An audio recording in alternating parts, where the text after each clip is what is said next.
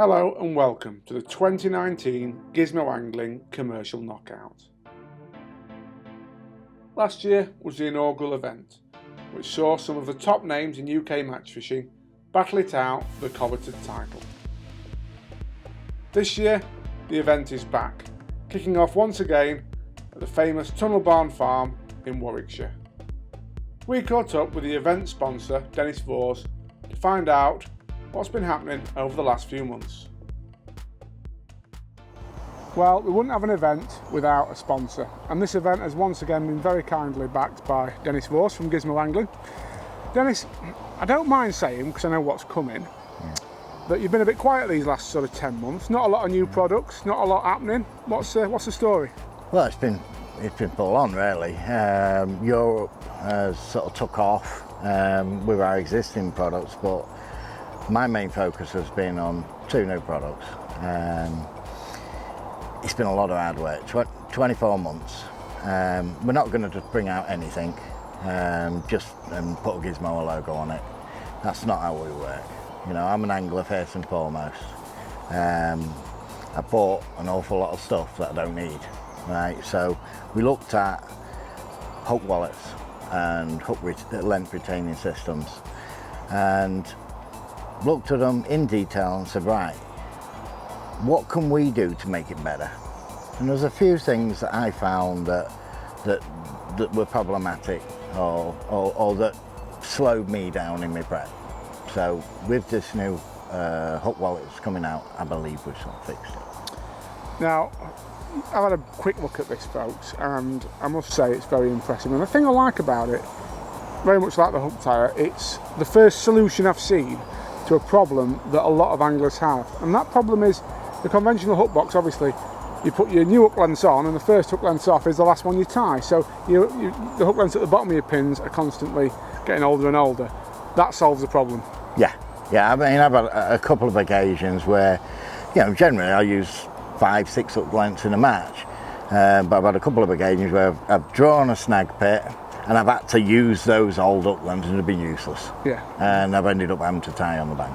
Yeah. So that's why it's called. It's going to be called the ZT FIFO, first in, first out. That's the key benefit of it, and also the way the design is, so that it's protected from UV and you're only ever exposing one set of hook lengths at a time to the elements. I've been quite lucky to sort of get a glimpse inside the design process of this sort of thing. I know 3D printing's a big facility that your company utilises a lot.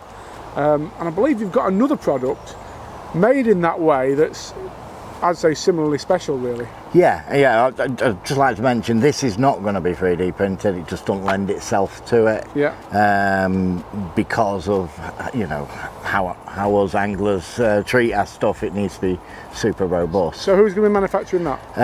It's going to be manufactured in the UK by a really well-known brand. It's going to have 2 years warranty on it, which I believe is the first.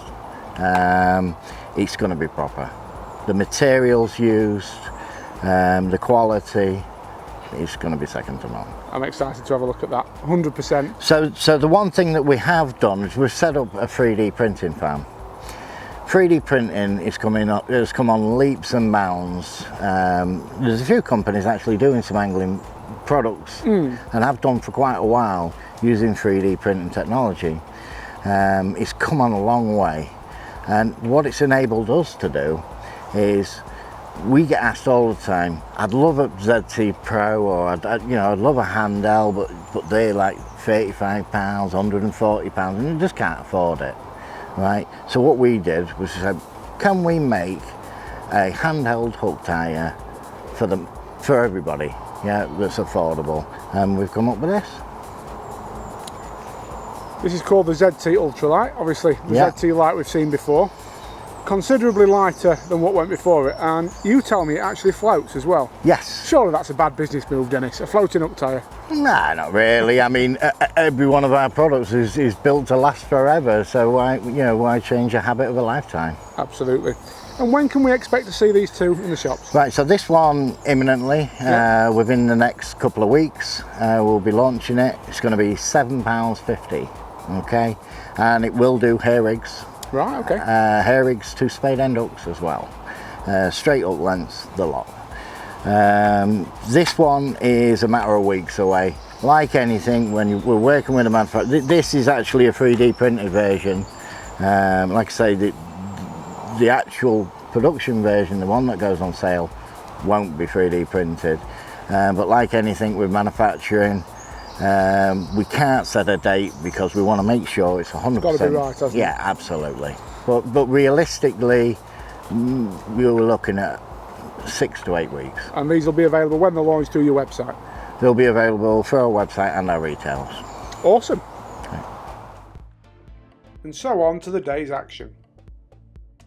38 anglers doing battle for a daily payout of over £1,500.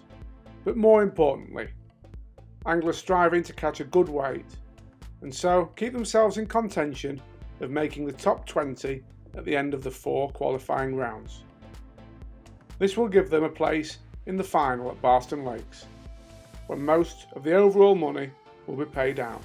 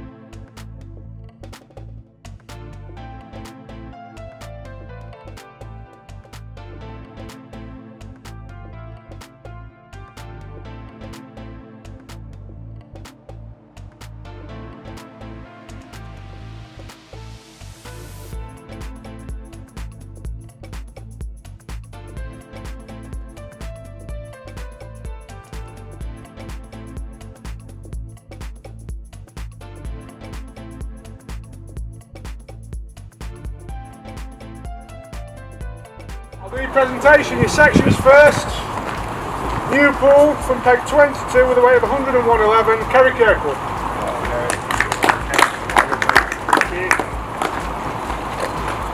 Onto extension from peg 23 with 113.12, Dale Shepherd.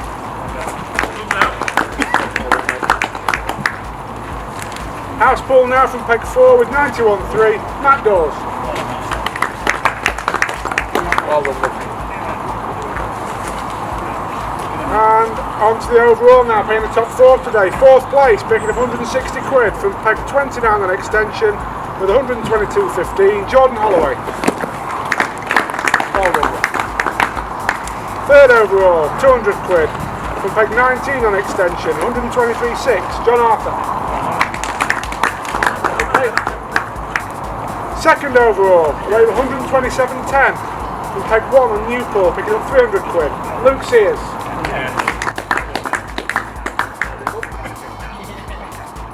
And today's winner, fantastic weight, 137.15 from peg 9 on extension, picking up 500 quid. Ben Townsend. Right, well, I've drawn peg 9 on extension today. Really fancied it. The wind was blowing up this end, and peg 13 down in the corner wasn't drawn, so I had quite a lot of room. We were fishing for weight, so I chose to just fish really positive. I've just bought meat and casters with me.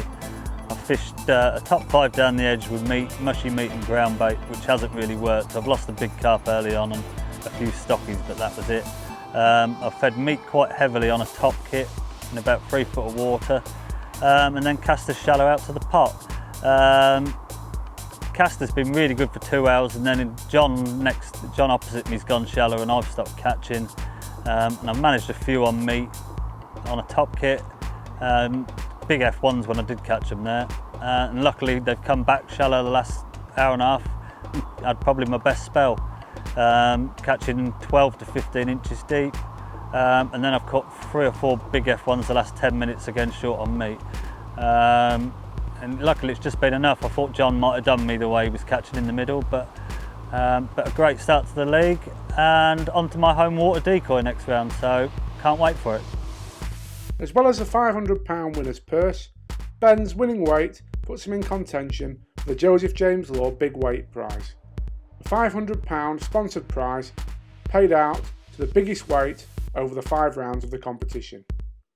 Next time, we move to Decoy Lakes near Peterborough on the 21st of June. Once again, we'll be bringing you a video of all the action.